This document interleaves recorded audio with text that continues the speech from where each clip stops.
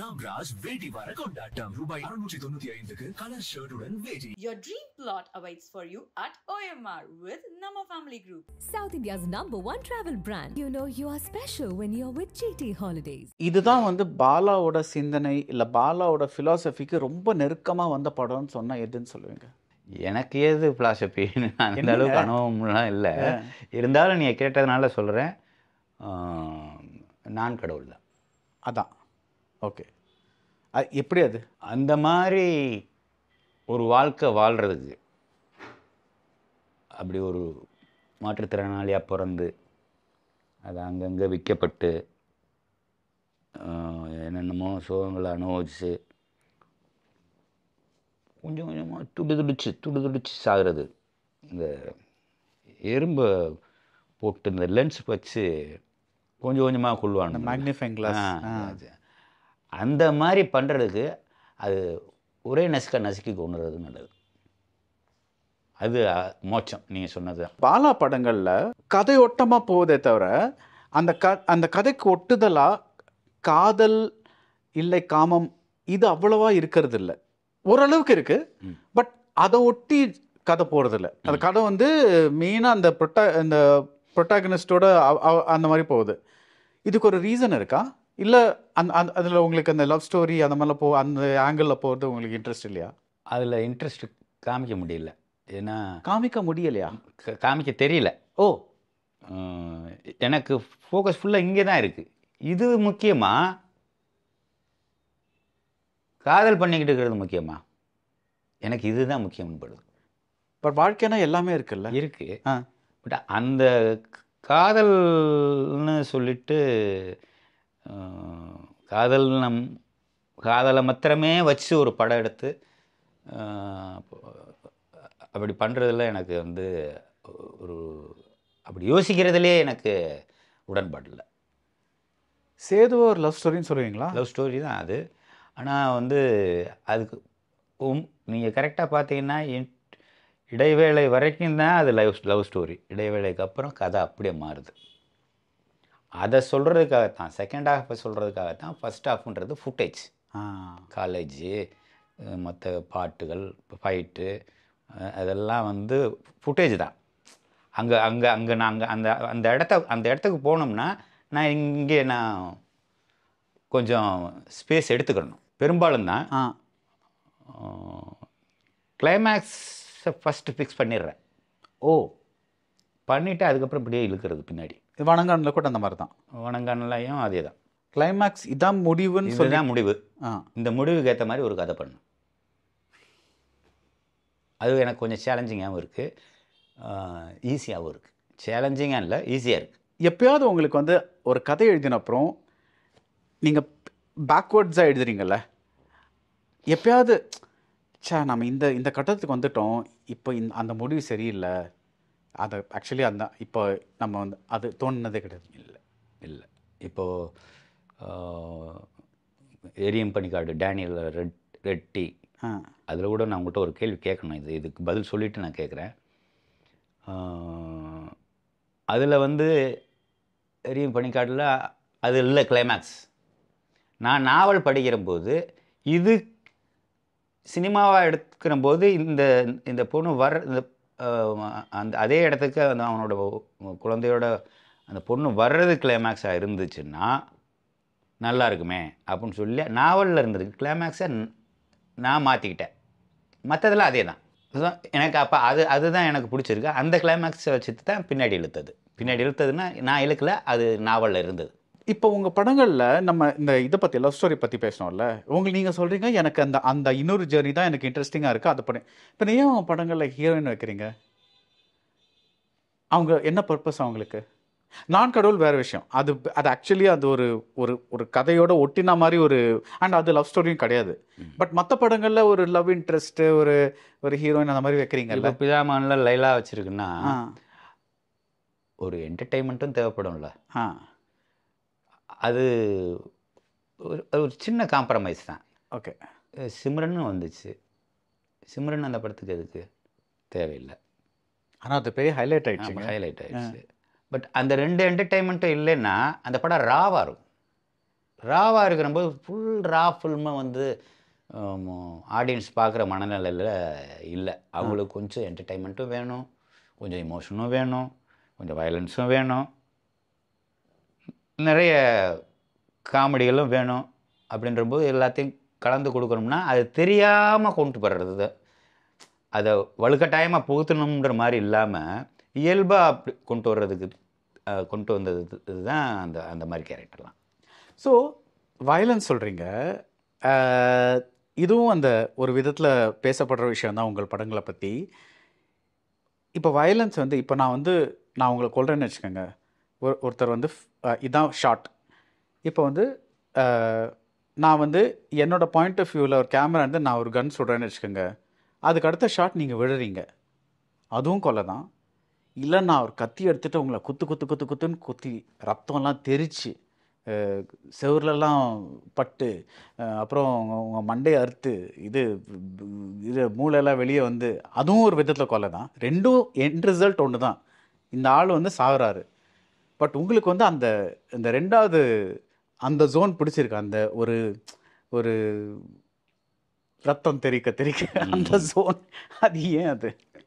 ஏன்னா அவன் அப்படித்தான் கொல்லப்படணும், அவ்வளோ பெரிய தவறு பண்ணியிருக்கான். சும்மா மண்டை இரும்பு சம்பட்டியை வச்சு ஒரு அடி அடிச்சு கொன்னோம்னா பிரயோஜனம் இல்லை. அவனை கூறு போட்டு தான் கொல்லணும்னா கூறு போட்டு தான் கொல்லணும். அவ்வளோ பெரிய தப்பு அவன் பண்ணியிருக்கான். அது ஒரு விதமான ஜஸ்டிஸ். ஆமாம். பாலா வாழ்க்கையில் சந்தோஷம் இருந்திருக்கா? சந்தோஷத்தை யாரும் எனக்கு கொடுக்கல, நானாக சந்தோஷத்தை உருவாக்கிட்டேன். எனக்கு பிடிச்சதை பண்ணி எனக்கு நான் அதை சந்தோஷத்தை உருவாக்கிக்கிட்டேன். பிகாஸ் உங்கள் படங்களில் அந்த சந்தோஷம் பிரதிபலிக்கலைன்னு சொல்லுவேன். இதுதான் இருக்குது. ஸோ ஒருவேளை அதுவே காரணமாக இருக்கலாம். அது எது காரணமாக இருக்கலாம்? அந்த சந்தோஷத்தை நானே உருவாக்கிக்கிட்டேன்றதுனால. எனக்கு அது புரியல. நானே உருவாக்கிக்கிட்டேன்னா எனக்கு பிடிச்சதை செஞ்சுக்கிறது. ஓகே. எனக்கு பிடிச்ச மாதிரி நடந்துக்கிறது. ஸோ அதனால் மற்றவங்களோட பாயிண்ட் ஆஃப் வியூலேருந்து உங்களால் யோசிக்க முடியலன்னு சொல்கிறீங்களா சந்தோஷம்னா என்னன்ட்டு? ஓகே. பட்டு சில பேர் என்ன சொல்கிறாங்கன்னா, படங்கிறது ஃபிக்ஷன். ஸோ நான் எனக்கு நடக்கலைன்னா கூட நான் கற்பனை வழியாக இந்த மாதிரிலாம் நடக்கும்னு சொல்லிவிட்டு நான் எந்த படம் வேணால் இயக்கலாம் அப்படின்னு சொல்லுவாங்க. சில பேர் இல்லை நான் எனக்குள்ளேருந்து என்னோடய அனுபவத்துலேருந்து வந்தால் தான் என்னால் அந்த படத்தை எடுக்க முடியும் அப்படின்னு சொல்லுவாங்க. நீங்கள் ரெண்டாவது கேட்டகரியா? நான் ரெண்டாவது கேட்டகரி. நான் அதில் கொஞ்சமாவது அனுபவப்பட்டிருக்கணும். ஓகே. ஸோ நீங்கள் டோட்டலாக இது என்ன மாதிரியே இல்லை, நான் அனுபவித்த வாழ்க்கையே இல்லை. பட் அந்த மாதிரி ஒரு படம் பண்ணாதான் என்ன பண்ணால் இது என்னோட படம் மாதிரி இல்லை, அவனோட படம் மாதிரி இல்லைன்னு சொல்லிடுவாங்கன்னு ஒன்று. அப்புறம் இப்படி இருக்குது. இல்லை இது அப்போவாது கொஞ்சம் அந்த இதுலேருந்து வெளியே வந்திருக்கிறானே பரவாயில்ல அப்படின்னு சொல்லுவாங்கன்னு இருக்குது. ஆனால் எப்படி சுற்றி நான் ஒரு பாசிட்டிவான ஒரு படம், ரொம்ப ஃபன்னாக ஒரு படம் எடுக்கலாம்னு முயற்சி பண்ணாலும் பேசும்போது கரெக்டாக இருக்குது. ஆனால் நாள் போ என் பார்வை அதை நோக்கி தான் போகுது. இப்போ தாரை தப்பட்டை எடுத்துக்கலாம். அந்த சிசேரியன் சீன் இருக்குல்ல, அது சிசேரியன்னு சொல்லலாமா இல்லைன்னு தெரியல. அது அந்த சீன், அந்த குழந்தைய அதை அந்த விதமாக நீங்கள் ஒருத்தன் தப்பு பண்ணியிருக்கான், அவன் இந்த மாதிரி கொடூரமாக சாவணும், அது நான் ஒத்துக்கிறேன். ஆனால் இந்த சீனை இப்படி எடுக்க வேண்டியது உங்களுக்கு எப்படி, இப்படி தான் எடுக்கணும், இவ்வளோ நம்ம காமிச்சே ஆகணும் அப்படிங்கிறது உங்களுக்கு எப்படி தோணுச்சு? பிகாஸ் அது கொஞ்சம் ஒரு மாதிரி கிராஃபிக்கில் அது மாதிரி கொஞ்சம் உடம்பு உழுக்கிற சீன். அது நம்ம பார்த்தாலே அப்படிங்கிற ஒரு ரியாக்ஷன் வருது இல்லை? பள்ளியர்கள் வாழ்கிற இடத்துல பெண்களே சிசேரியன் பண்ணுறாங்க. படித்தது கிடையாது, ஒன்றும் கிடையாது, எழுத படிக்க கூட தெரியாது. அங்கேருந்து ஹாஸ்பிட்டல் கொண்டு வரணும்னா கழுத மேலே ஏற்றி கூட்டு வந்து அதுக்கப்புறம் ஜீப்பில் மாறி அதுக்கப்புறம் பஸ்ஸில் மாறி அதுக்கப்புறம் தான் ஹாஸ்பிட்டல் வர முடியும். அது வரைக்கும் டைம் இல்லை. அதனால் அவங்களே சிசேரியன் பண்ணிக்கிறாங்க. அது ஒரு சம்பவமாக இருந்தது. சரி, அதை இதில் வச்சுருவோம்னு சொல்லி. இல்லை, அதை காண்பிக்கிற விதம்னு ஒன்று இருக்குல்ல, அது நம்ம தூரத்துலேருந்தும் காமிக்கலாம், க்ளோஸ்அப்லேயும் காமிக்கலாம். உங்களுக்கு க்ளோஸ்அப் போகணுன்னு எப்படி தோணுதுங்கிறேன். அது ஆடியன்ஸை ஒரு உழுக்கணும் அந்த மாதிரி சொல்கிறீங்களா? ஆமாம், உழுக்கணும். அதுதான் உங்கள் எல்லா படமே உழுக்கணும் அப்படின்றது ஒரு ஒரு ஒரு ஒரு அது கெட்ட குணம்னு நீ எடுத்துக்கிட்டாலும் சரி, நல்ல குணம்னு எடுத்துக்கிட்டாலும் சரி, உழுக்கணும் எனக்கு, அவ்வளோதான். இல்லை அது நீங்கள் அவ்வளோதான். அது கெட்டது நல்லதுன்னு இல்லை. அதுதான் அதுக்கு தான் இந்த பேட்டியை நீங்கள் உங்களுக்குள்ளே என்ன இருக்குன்னு கண்டுபிடிக்கிறதுக்கு தானே நம்ம கேட்குறோம் இதெல்லாம். ஸோ இது கெட்டது நல்லதுன்னு நம்ம யார் சொல்கிறதுக்கு? ஸோ அதான் நான் கேட்குறேன். அது போக எனக்குள்ளே என்ன இருக்குன்றது ஜனங்கள் தெரிஞ்சுக்கிட்டு என்ன பண்ண போகிறாங்க? இல்லைங்க, ஒரு படைப்பாளிக்கு இப்போது நாளைக்கு ஒரு டைரக்டர் வராரு, அவர்கிட்ட கொஞ்சம் ஐடியாஸ்லாம் இருக்குது, ஆனால் எல்லோரும் சொல்கிறாங்க இல்லை இந்த மாதிரி இல்லை. பட் ஒரு பாலான்னு ஒருத்தர் வந்து இதெல்லாம் பண்ணியிருக்காருன்னா அவருக்கு ஒரு என்கரேஜ்மெண்ட் கிடைக்குதுல்ல.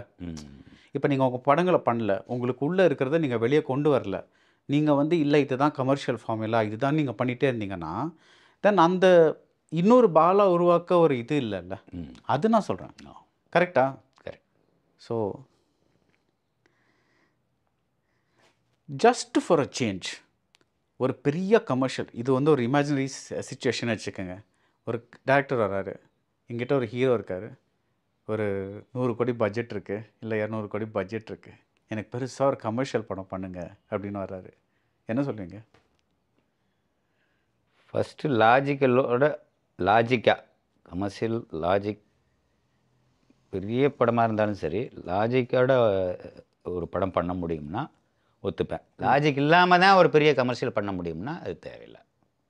ரைட். பட் நீங்களே சொல்லியிருக்கேன் உங்கள் படங்களே கமர்ஷியல் தான், பிகாஸ் அது வந்து மக்களுக்கு ஏற்ற மாதிரி தான், அதுவும் நீங்கள் உங்களுக்குள்ளே இருக்கிற ஆடியன்ஸ் அதை திருப்திப்பட்டு தான் அது வெளியே வருது. பட் நான் என்ன சொல்கிறேன்னா இந்த கொஞ்சம் மெகாவாக இருக்கிற ப்ராஜெக்ட்ஸ் இருக்குல்ல, அந்த மாதிரி உங்களுக்கு ஏதாவது இந்த மாதிரி படம் பண்ணால் நல்லா இருக்குமே அப்படின்னு தோணியிருக்கா? பண்ணணும்னு தோணுச்சு, பட் அதை வேணாம்னு நானே முடிவு பண்ணிட்டேன். இது எந்த டைமில், எந்த டைம் ஃப்ரேமில்? வந்து நாச்சியாருக்கு முன்னாடின்னு நினைக்கிறேன். ஓகே. ஸோ ஒரு கதை இருந்ததா உங்ககிட்ட? இருந்தது. ஓகே. என்ன மாதிரி? அது பீரியட், அது 1935. ஓகே. பட் என்ன ஒரு ஆக்ஷன் படம் மாதிரி? சமூகம் சார்ந்த படம். ஓகே. பட் எப்பிக் மாதிரி? ஓகே. பட் அது எடுக்கலாமே?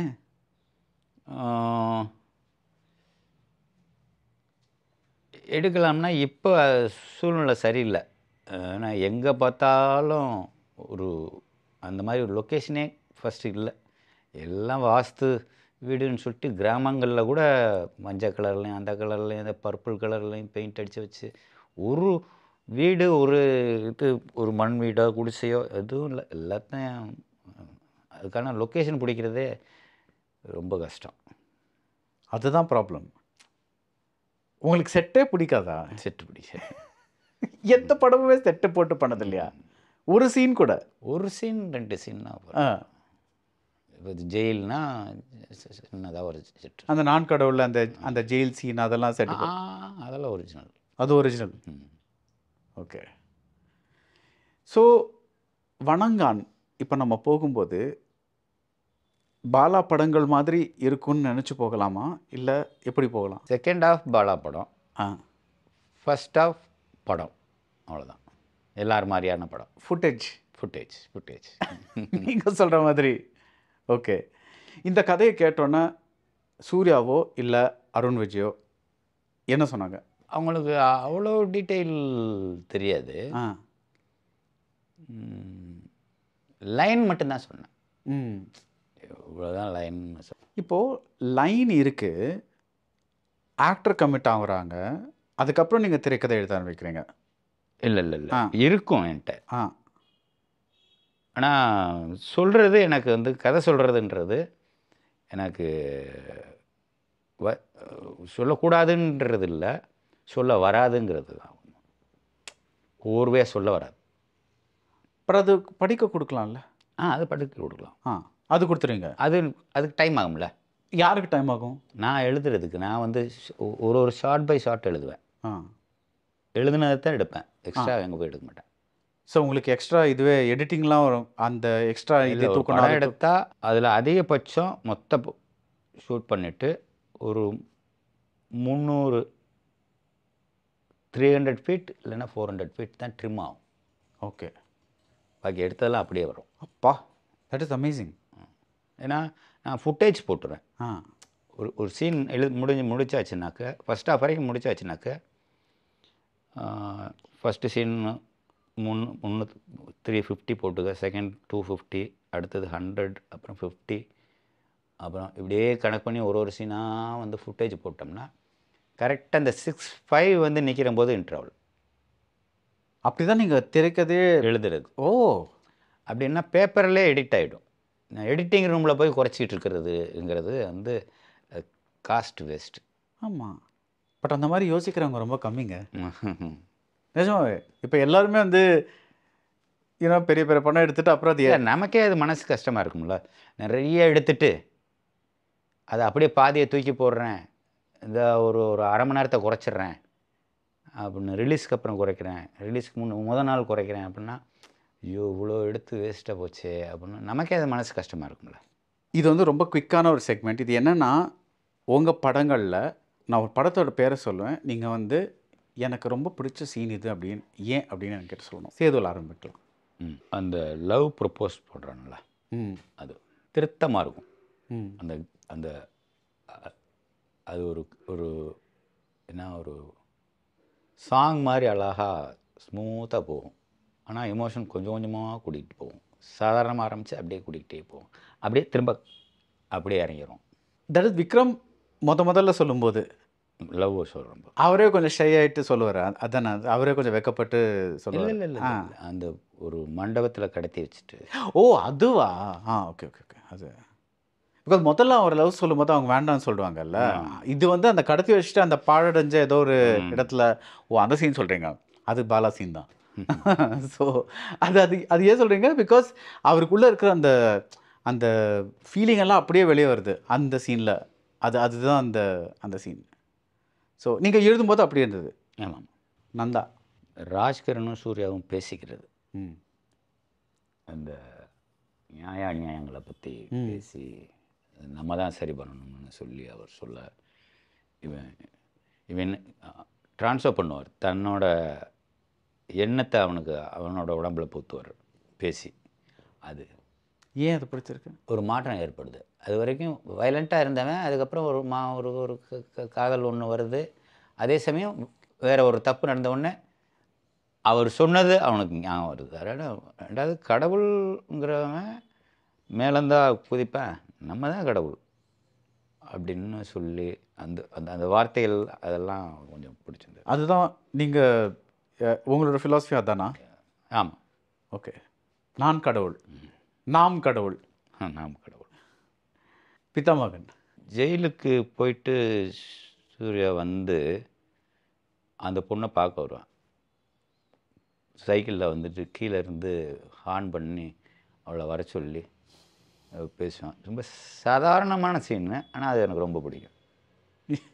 ரொம்ப ரொம்ப ரொம்ப ஃபன்னியாக இருக்காது. பட் நீங்கள் தான் ஃபன்லாம் வேணாம் அப்படிங்கிறீங்களா? வேணான்ற அது எனக்கு என்னமோ அது ரொம்ப பிடிக்குது அது. ஓகே. நான் கடவுள், ஆண் கடவுளில் கிளைமேக்ஸ் தான். அது எழுதும்போது உங்களுக்கு எப்படி இருந்தது? இது சரியா தப்பா அப்படின்லாம் நான் யோசிக்கவே இல்லை. இது சரி, நம்ம சொல்கிறது சரி அப்படின்னு சொல்லி ஒரு ஓவர் கான்ஃபிடென்ட்டில் தான் அதை வந்து எடுத்தது. சில சமயங்களில் ஓவர் கான்ஃபிடென்ட் அடி வாங்கும்பாங்க, ஆனால் அது என்னமோ அடி வாங்கலை. இப்போது நீங்கள் வந்து ஒரு படத்தில் வந்து எல்லாருமே கொஞ்சம் கமர்ஷியலாக கொஞ்சம் போகலாம் அப்படின்னு வச்சுப்பாங்கல்ல, கமர்ஷியல் எலிமெண்ட்ஸ். அதாவது லவ் அந்த மாதிரி. அந்த நான் கடவுளில் அந்த மாதிரி உங்களுக்கு கமர்ஷியல்னு என்ன தோணுச்சு? இது வந்து ஆடியன்ஸ்கிட்ட போய் நல்லா சேரும் அப்படிங்கிறது உங்களுக்கு என்ன தோணுச்சு? ஏன்னா அது அவங்க பார்த்தும் கண்டுக்காத உலகம். ஸோ அந்த உலகமே. ஆமாம், ரெண்டுமே இது என்ன புதுசாக இருக்குதுன்னு பார்ப்பாங்க அவங்க. இவங்களுக்குள்ளெல்லாம் இவ்வளோ இருக்கா, அவ்வளோ கஷ்டங்கள் இருக்கான்னு புரியட்டும். அதனால அது புதுசாக இருக்குன்றபோது அது அவங்கள அட்ராக்ட். இப்போது சில பேர் என்ன சொல்லுவாங்கன்னா, நான் ஏன் சினிமாவுக்கு போய் இதெல்லாம் பார்க்கணும், நான் ஏதோ போகிறேன் ஜாலியாக ஒரு 2.5 மணி நேரம் ஏதாவது ஒன்று என்னோடய கவலையெல்லாம் விட்டுட்டு நான் போய் பார்க்கணுன்னு விரும்புகிறேன், நான் ஏன் இதெல்லாம் போய் பார்க்கணும் அப்படின்னு சில பேர் நினச்சா நீங்கள் அவங்களுக்கு என்ன சொல்வீங்க? நம்ம என்ன சொல்ல முடியும், அவங்களுக்கு மன வலிமை அவ்வளோதான். வலிமை இருந்ததுன்னா இதெல்லாம் பார்க்கணும்னு தோணும். மன வலிமை இல்லாதவங்க தான் ஐயோ அதெல்லாம் என்னால் தாங்க முடியாது, தாங்க முடியாதுங்கிறது வேற. அதெல்லாம் நான் ஏன் போய் அழுகணும், நான் ஏன் போய் மற்றவங்களோட பெயினை பார்க்கணும். இது வந்து சுயநலவாது. அது அது ஜீவராசிக்கு அழகு இல்லை. அவன் இவன் நவரசங்களையும் செஞ்சு காமிக்கிறான்ல சூர்யாவுக்கு முன்னாடி ஸ்குவிண்ட் வச்சுட்டு அந்த காட்சி. ஓகே, அது கொஞ்சம் ஃபன்னான சீனில். அது உங்களுக்கு ஃபன் எமோஷனும் கொஞ்சம் இருக்கும். அது ஷூட் பண்ணும்போதே உங்களுக்கு கொஞ்சம் அந்த எனர்ஜி கிடச்சிருச்சு. அது கொஞ்சம் தெரியும் அந்த சீனில், பிகாஸ் அது வந்து ஸ்டேஜ் பண்ண விதத்துலேயே ஒரு இது வந்துருச்சு அப்படின்ட்டு. ஸோ நீங்கள் வந்து சில ஆக்டர்ஸ் என்ன சொல்லுவாங்க, நீங்கள் அவங்கள பண்ண வைக்கிறது, சில ஆக்டர்ஸ் வந்து டார்ச்சர் அந்த மாதிரிலாம் வேர்ட்ஸ் யூஸ் பண்ணியிருக்காங்க. அதுக்கு நீங்கள் என்ன சொல்கிறீங்க? அது நமக்கு நல்லதுக்கு சொல்கிறாங்கன்னு, நம்மளோட முன்னேற்றத்துக்கு தான் சொல்கிறாங்கன்னு எடுத்துக்கிட்டால் அது புத்திசாலித்தனம். டார்ச்சர்னு சொன்னால் அது வந்து அவங்க பின்னுக்கு போகிறதுக்கான ரிவர்ஸில் பின்னாடியே நட போட்டு போகிற மாதிரி. பட் நீங்கள் சொல்லிடுவீங்களா, இது ஒரு நான் இப்போ எடுக்க போகிற படம் வந்து இது கொஞ்சம் டஃப்பான ரோல், இதில் வந்து உங்களுக்கு பிகாஸ் முக்கால்வாசி அந்த மாதிரி தான். இப்போ பிதாமகனில் லைலா அதெல்லாம் கொஞ்சம் ஒரு மாதிரி ரேர். பட் நீங்கள் முன்னாடியே சொல்லுவீங்க, இந்த பூஜா கிட்ட ஃபார் எக்ஸாம்பிள் நான் கடவுளில் நீங்கள் சொல்லிவிடுவீங்களா முன்னாடியே இது ரொம்ப டஃப்பான ரோல், இது கொஞ்சம் நீங்கள் நிறையவே மெனக்கிடணும், அதெல்லாம் நீங்கள் முன்னாடியே சொல்லுவீங்க. தட் இஸ் பர்ஃபார்மன்ஸ் மட்டும் இல்லை, பட் ஃபிசிக்கலாகவும் நிறைய இது பண்ணணும் சொல்லிடுவேன். அதுக்கப்புறம் தான் அவங்க ஓகேன்ட்டா நீங்கள் இது எடுத்துப்பீங்க. பரதேசி அந்த படத்தில் கிளைமேக்ஸ் தான் நான் கேட்டுட்டேன், ஆனால் திருப்பி கேட்குறேன். அந்த இடத்துலேருந்து தப்பிச்சு போனால் ஹோப் கொடுக்குது. சரிப்பா, அந்த ஒரு மனுஷன் தப்பிச்சு போனால் கூட அது ஒரு ஹோப்ஃபுல்லான எண்டிங். பிகாஸ் நம்மளுக்கு தெரியும் மற்றவங்கெல்லாம் இருக்காங்க, இது எனிவே இந்த மாதிரி ஒரு இடம் இருக்குன்னு நீங்கள் காமிச்சிட்டிங்க. ஸோ கடைசியில் அந்த ஒரு மனுஷன் போனால் தப்பிச்சு போனால் அது வந்து ஹோப்ஃபுல்லான எண்டிங். ஆனால் நீங்கள் என்ன சொல்கிறீங்கன்னா உலகத்தில் ஹோப்பே இல்லை அப்படிங்கிறீங்க. அதுதான் நீங்கள் நம்புறீங்களா? ஆனால் உண்மையிலே அதான் நடந்தது அந்த கதையில். பட் அதை நீங்கள் மாற்றிருக்கலாம். கதை இல்லை, உண்மை இல்லை. பட் நீங்கள் மாற்றிருக்கலாம்ல, சினிமாக்காக நீங்கள் மாற்றிருக்கலாம்ல.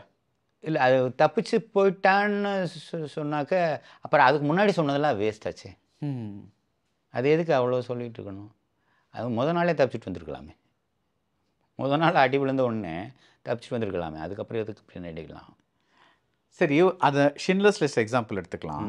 இப்போ அந்த படத்தில் கடைசியில் இவ்வளோ பேரை வந்து அவர் காப்பாற்றுறாரு, அது ஒரு ஹோப்ஃபுல் எண்டிங்.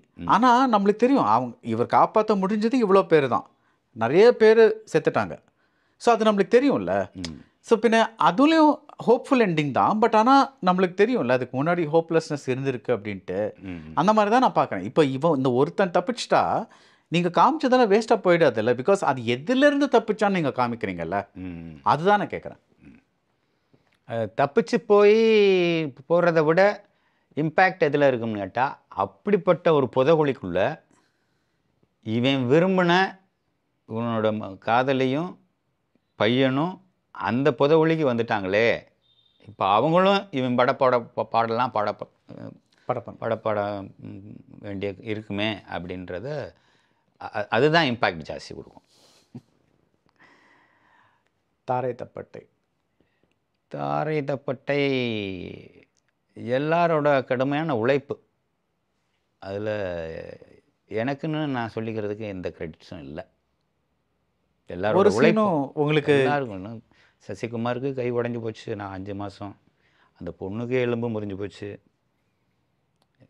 அது எல்லாத்தையும் வச்சுக்கிட்டே கஷ்டப்பட்டு அது பண்ண அந்த உழைப்பை தான் நான் வந்து அந்த உழைப்புக்கு தான் நான் மரியாதை கொடுக்கணும். நாச்சியார் பாசிட்டிவாக ஒன்று கொடுக்கணும்னு அமைஞ்சது.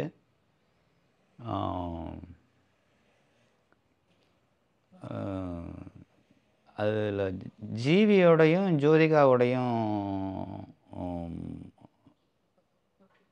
விட்டு கொடுத்தல்னு ஒன்று இருக்குது இல்லையா, நான் சொல்கிறது ஃபினான்ஷியலாக.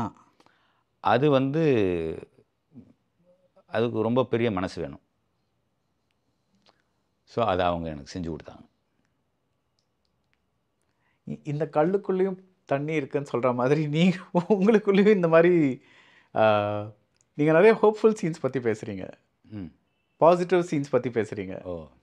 ஸோ அது வந்து ஸோ எனக்கு நிஜமாகவே இது கேட்குறது கொஞ்சம் நல்லா இருக்குது. பிகாஸ் ஐ திங்க் எல்லாருமே ஒரு கான்ட்ரடிக்ஷனோடு இருக்கிறது நல்ல விஷயம்னு நினைக்கிறேன். இவர் இந்த மாதிரி தான் சொல்ல முடியாத மாதிரி இருக்கிறது நல்ல விஷயம்னு நினைக்கிறேன். எல்லாமே இருக்கும் அப்படின்ட்டு. So all the best for Vanangaan. இது வந்து footage plus interval plus Bala படம் பார்க்குறதுக்கு ஆவலாக இருக்குது. So thank you. ஓகே. ராம்ராஜ் வேட்டி வார கொண்டாட்டம் ரூபாய் 695க்கு கலர் ஷர்ட்டுடன் வேட்டி. Your dream plot awaits for you at OMR with Nama Family Group. South India's #1 travel brand. You know you are special when you're with GT Holidays.